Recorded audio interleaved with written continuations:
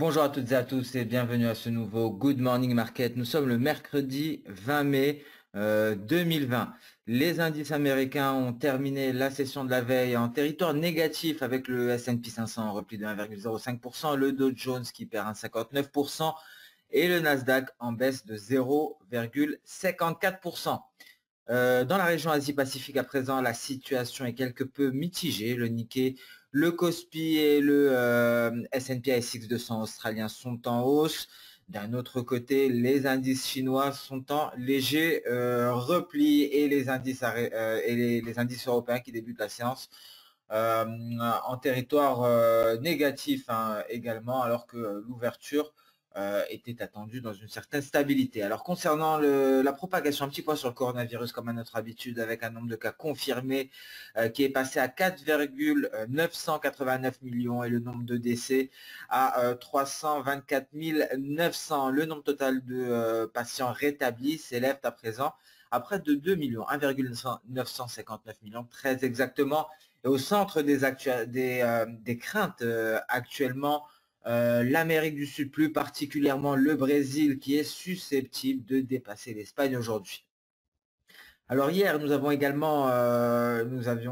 été programmés donc les auditions de Stephen Mnuchin et de Jérôme Powell devant le Sénat. Stephen Mnuchin, de son côté, a défendu la réponse économique de Donald Trump et a plaidé pour la réouverture des entreprises. Le gouverneur de la Réserve fédérale américaine, Jérôme Powell, de son côté, a appelé le Congrès à approuver davantage de programmes gouvernementaux afin de soutenir la croissance économique. Et Donald Trump a déclaré qu'il envisageait d'imposer une interdiction de voyager au Brésil et en Amérique latine. Le président américain a également évoqué la possibilité de mettre fin aux accords d'importation de bétail. Alors de retour en Europe à présent avec l'Autriche, le Danemark, les Pays-Bas et la Suède qui souhaiteraient que les aides accordées par l'Union européenne dans le cadre du futur plan de relance prennent la forme de prêts et non d'aides directes.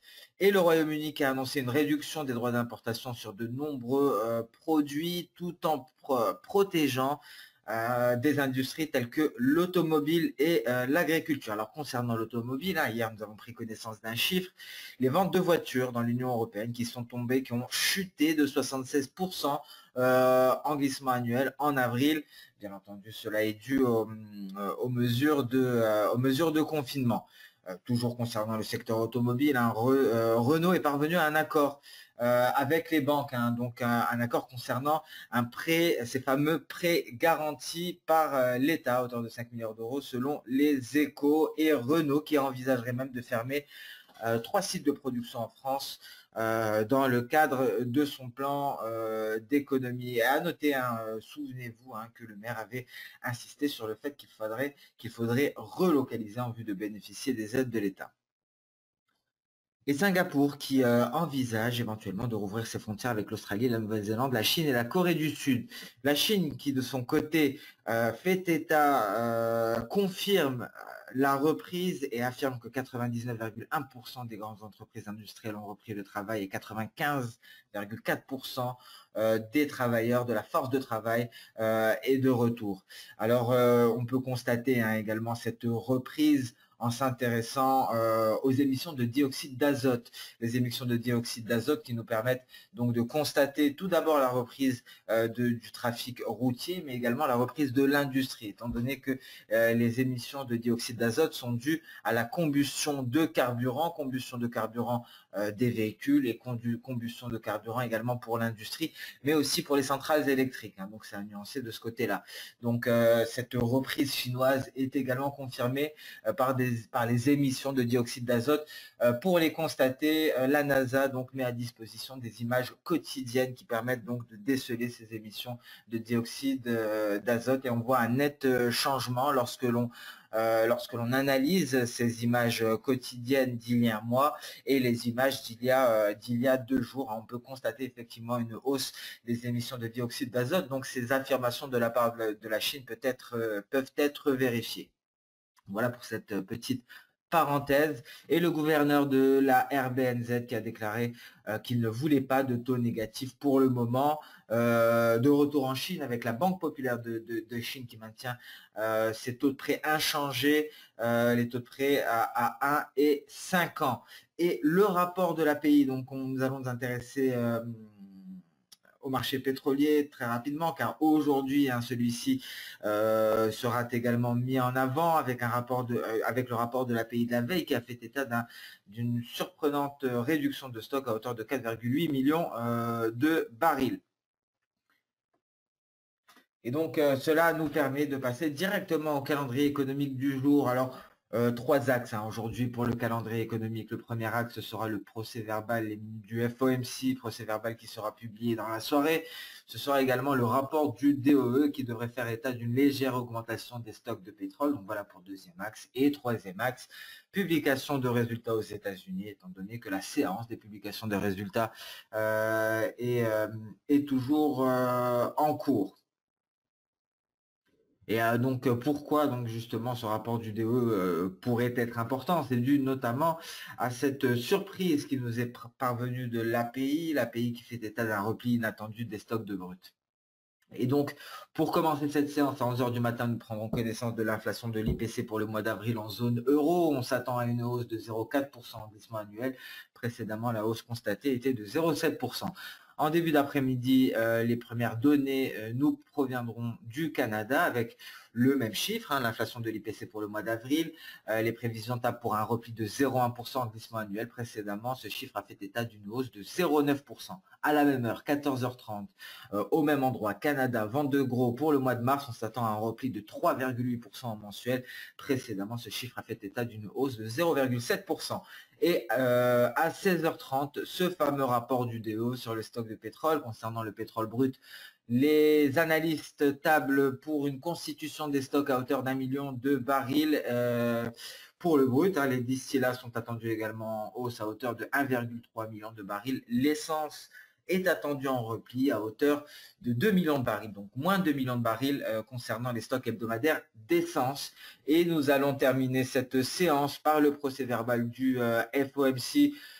Alors, je vous avoue que ça pourrait être un non-événement, tout ce que, étant donné que les paramètres de la politique monétaire ont été inchangés. Donc, ce qui pourrait intéresser, c'est de savoir s'il y a eu des discussions ou non concernant d'éventuelles actions supplémentaires de la part de la Réserve fédérale américaine. Mais à noter que Jérôme Powell a d'ores et déjà déclaré que la Réserve fédérale américaine s'était engagée à en faire plus si nécessaire.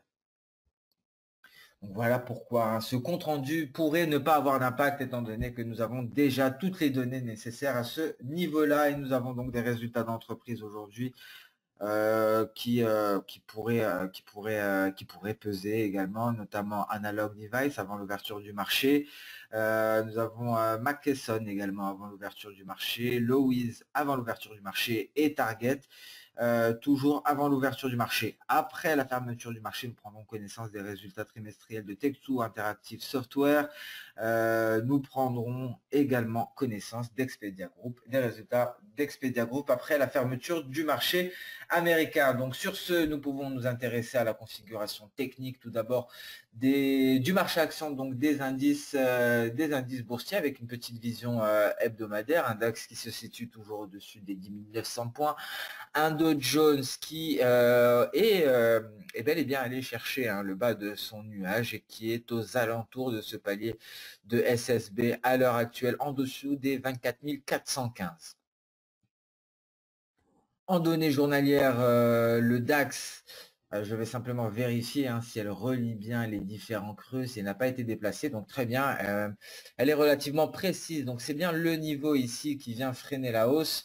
On peut voir un niveau qui correspond très exactement au cours d'ouverture de la veille et le support est matérialisé par cette SSB ici, un support qui pour le moment est assez éloigné des cours actuels, des cours qui se trouvent au-dessus d'une ligne de force V, les 10 900 39, pour rappel, cette ligne de force est la première de ce N baissier, un N baissier qui nous a permis donc d'obtenir des objectifs intermédiaires avant le creux qui a été marqué sur l'indice allemand. Nous allons nous intéresser au DAX à présent en données H4 avec un scénario qui est toujours d'actualité. Souvenez-vous, ce scénario dépendait du franchissement ou non de cette résistance. Cette résistance n'a pas été franchie, elle n'a même pas été testée, ce qui garde le sommet, ce qui maintient le sommet de la tête supérieur à celui-ci, permettant d'éviter une invalidation de cette figure. Donc un scénario qui est toujours d'actualité avec un franchissement des 11 264 qui renforcerait les perspectives haussières et qui nous permettrait éventuellement d'envisager un pullback en direction d'F3. F3, c'est donc la dernière ligne de ces speedlines qui ont débuté à la mi-mars, le 19 mars 2020, très exactement. Alors, le scénario baissier pourrait se déployer en cas ici de franchissement des 10 905. Les 10 905 nous permettrait d'envisager un retour en direction de notre SSB, les 10 845 points. Donc une baisse qui reste des niveaux baissiers qui nous sont fournis par ce N aussi, par les différentes projections de ce N ici, car effectivement cela pourrait représenter tous les supports à franchir en vue de s'affranchir de notre nuage H4, mais également de casser ici cette ligne de coup. Seule une cassure de la ligne de coup nous donnerait un signal de vente en vue d'aller chercher l'objectif théorique de cette épaule tête-épaule complexe, étant donné que pour le moment, nous pouvons déceler deux épaules à gauche et deux épaules à droite. La configuration sur le CAC 40 est également très intéressante. Un CAC 40 qui refuse de réintégrer son nuage. Un CAC 40 qui a bel et bien fait son pullback sur son biseau ascendant. Un pullback qui, d'un point de vue technique, est tout à fait normal. Un pullback, comme nous en avons parlé hier par rapport au gold, ce genre de pullback permet de donner une seconde chance. Le gold n'a pas été aussi clément qu'attendu et il est allé chercher un intraday ça qu'il joue. Nous allons en parler par la suite. Le CAC 40, lui, a été beaucoup plus flexible et a surpassé sa kit jaune pour réaliser son pullback très précisément sur la borne inférieure de son biseau ascendant et s'est replacé en dehors de son nuage avec pour prochain support ce palier de Tenkan. Nous pouvons déceler également un palier de Kijun sur le seuil psychologique des 4400 points, un niveau qui, s'il est franchi, nous fournirait un signal baissier, mais nous gardons tout de même en tête cette lagging span qui est empêtrée en plein milieu donc de plusieurs obstacles, ce qui pourrait nous laisser penser que nous pourrions assister à une période de consolidation sous le nuage avant de se replier. Donc très difficile de se prononcer pour le CAC 40. Tout ce que l'on peut constater, c'est ce pullback très précis et que les cours sont à l'extérieur du nuage. Il faudrait peut-être attendre un réel franchissement de la Tenkan avant de se prononcer pour une réelle reprise de la baisse. Le N baissier est déjà prêt, étant donné que nous n'avons pas marqué de sommet. C'est-à-dire que cette mèche n'est pas allée au-delà de ce niveau, donc ce N est toujours d'actualité. Voilà le niveau à aller chercher en cas de franchissement de la Tenkan. En données intraday, un repli donc qui se poursuit et ici nous pouvons constater effectivement un pullback sur cette oblique baissière qui a été franchie avant-hier. Et nous assistons actuellement au pullback très précis, on peut le constater de par cette mèche inférieure qui vient placer les cours très précisément sur cette oblique baissière qui rallie les deux précédents sommets et qui a été franchi le 18 mai. Donc si on parvient à valider le franchissement de celle-ci, ce serait pour aller chercher les 4355 points et tout franchissement du nuage plus largement. Tout passage sous cette oblique haussière serait un fort signal de vente ici pour le CAC 40 en données intraday. Je vous rappelle que cette oblique haussière rallie les deux différents creux, celui du 18 mars, mais également celui du 14 mai. Nous allons nous intéresser à présent aux indices américains. Nous allons débuter en données journalières par le S&P 500, le S&P 500 qui est toujours en range au-dessus de son nuage avec pour borne supérieure les 2975 et la borne inférieure est matérialisée par les 2787, soit la SSB, le haut de son nuage avec un niveau intermédiaire à 2900 points.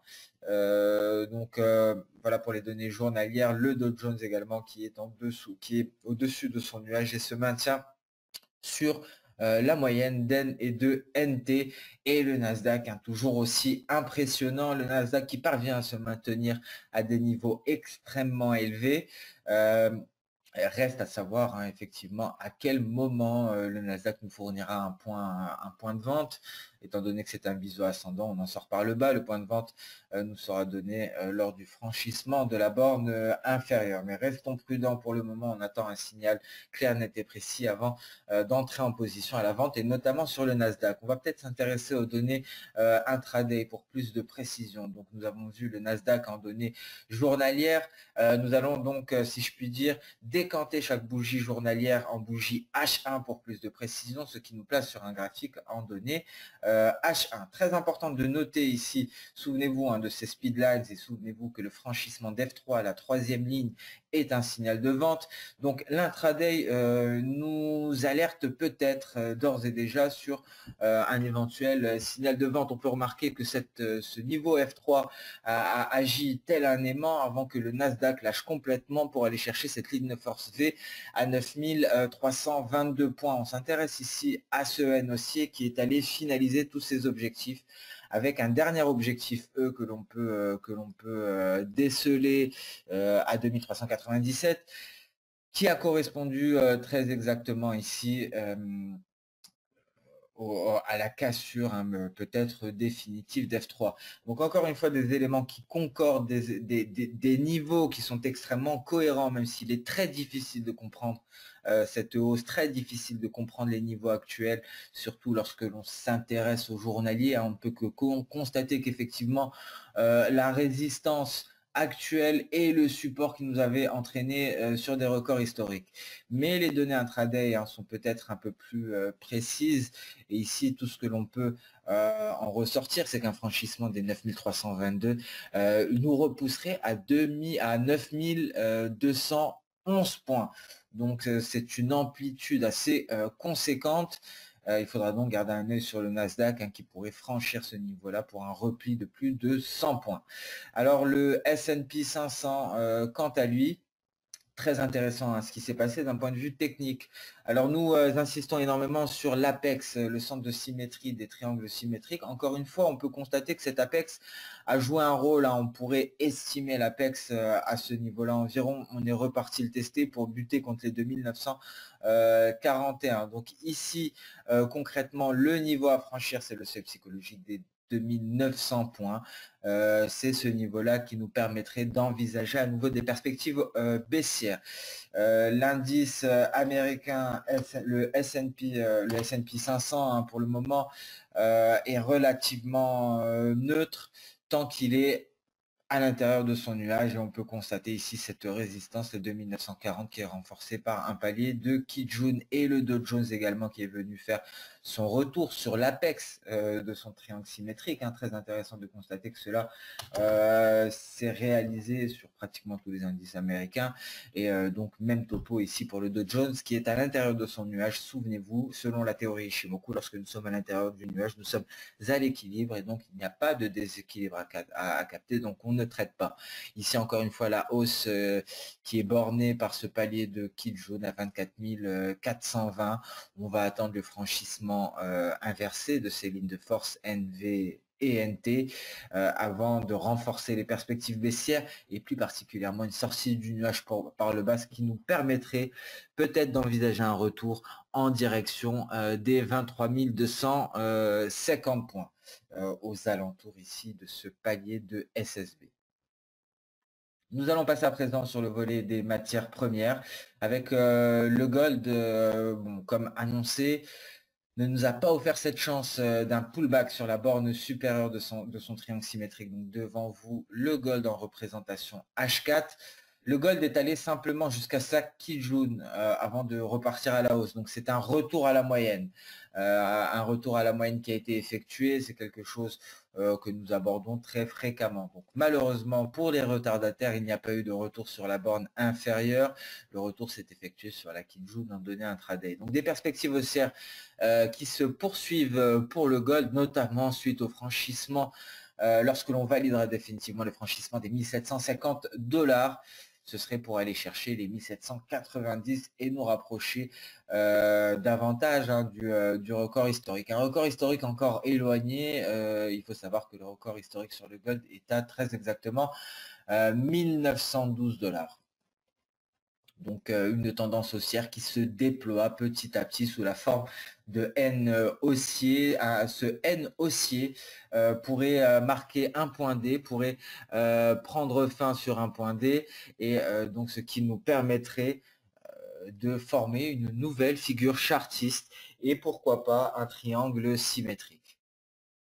Ce ne sont que des hypothèses pour le moment. Et donc le pétrole qui continue ici sa consolidation sur des niveaux extrêmement élevés à l'intérieur du nuage actuellement. Il est un peu important de s'intéresser à présent aux données journalières. Donc ici, nous avons un range plus ou moins étroit qui est compris entre V et NT. Donc cette vague haussière ici prend en compte un point A à 17,24 $, un point B à 27,86 $ et un point C à 24,66 $. Alors pour ceux qui ont suivi le masterclass hier sur les projections de soda, je n'ai pas eu le temps de faire des exemples concrets. C'est pour ça que je vous donne les niveaux précis aujourd'hui. Ça vous permet de reproduire cela, le temps de vous habituer, le temps de prendre la main sur ces projections de soda et d'être complètement indépendant. J'espère que j'ai été clair. D'ailleurs, hier, je fais une petite parenthèse. Si vous avez des questions, n'hésitez pas à me les poser en commentaire. Des questions que ce soit par rapport au masterclass d'hier sur les projections d'Osoda. Et je vous rappelle qu'il y aura un replay pour nos clients au plus tard la semaine prochaine disponible sur la plateforme. Donc, c'est vraiment donc la première formation que nous fournissons sur les projections d'Osoda. Sinon, comme d'habitude, les commentaires servent également à poser des questions sur le Good Morning Market du jour. Donc sur le WTI, voici le range, la ligne de force NT, la ligne de force V. Nous sommes à l'intérieur du nuage. On va attendre un franchissement de NT avant d'envisager une impulsion haussière qui pourrait nous conduire à 35,50 $. Très important car cela nous permettrait d'entamer le comblement du gap, et tout franchissement de N nous ramènerait vers E38,80 pour un comblement du gap à 3/4. Donc ce sont des niveaux très importants et le franchissement de ces niveaux sera capital. On pourrait tout de même assister à une consolidation entre ces deux lignes de force dans l'attente d'une sortie du nuage par la droite. À noter tout de même l'extrême épaisseur du nuage dans le futur, si je puis dire, à ce niveau-là, ce qui fait qu'effectivement, si nous sortons du nuage ici par la droite, nous retrouverons un support très fort à 30,50 $ et il sera très compliqué d'envisager un franchissement de ce support pour une poursuite d'un éventuel repli en direction des 20 $. Donc une situation qui se décante en journalier et une analyse qui va s'étayer au fur des séances. Et donc nous reprenons une analyse un peu plus moyen terme sur le WTI dorénavant, tout en gardant un œil sur les données H1 en intraday, comme ici pour le WTI. Alors nous allons passer sur le marché d'échange sans plus tarder. Nous allons débuter par l'euro-dollar. L'euro-dollar qui a suivi le scénario qui avait été annoncé hier lors du Good Morning Market avec un test du bas de son nuage avant pour enfin tracer une mèche et se replacer sous cette oblique baissière. On s'attend au même scénario aujourd'hui. Nous sommes déjà allés chercher concernant l'euro-dollar le bas du nuage. Et donc le franchissement d'une oblique baissière qui est très peu probable car le nuage vient le renforcer davantage. Hier, nous avions un peu plus un peu plus de marge à ce niveau-là, entre cette borne, entre cette oblique baissière et notre nuage journalier. Aujourd'hui, la marge est quasiment nulle pour l'euro-dollar, donc des perspectives haussières qui viennent se réduire considérablement encore une fois aujourd'hui, et donc un excellent point de vente très certainement au niveau de cette oblique baissière. Donc l'USDK quant à lui se maintient pour le moment aux alentours du niveau d'ouverture de la veille. Donc ça, tout cas, après avoir testé sa borne inférieure, tout franchissement de la borne inférieure, encore une fois, je le répète, viendrait de pair avec une hausse du pétrole WTI. Car en bleu, ici, ce sont les cours du WTI qui sont superposés aux cours de l'USDK et ce, afin donc de raisonner en termes de corrélation, ces deux actifs étant corrélés négativement entre eux. Le GBP-USD qui a retrouvé des couleurs et qui a fait son pullback, beaucoup de pullback décidément, qui a fait son pullback en direction de sa ligne de coût et donc qui pourrait reprendre son repli en direction des 1,1956 et l'AUD-NZD qui poursuit son repli en direction d'NT après avoir testé l'objectif N, un objectif issu de ce N haussier. Tout franchissement d'NT nous permettrait d'envisager un repli en direction des 1,0650.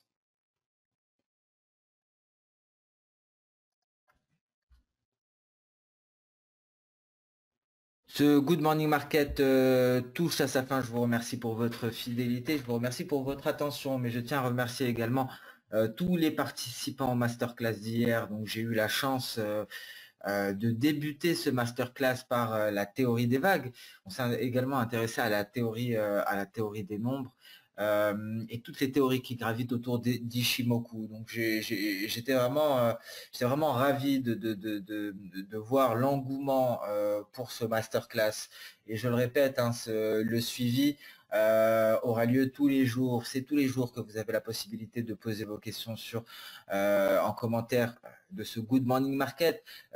Ce n'est pas toujours moi qui y réponds, mais lorsque les questions sont techniques et spécifiques, j'y réponds.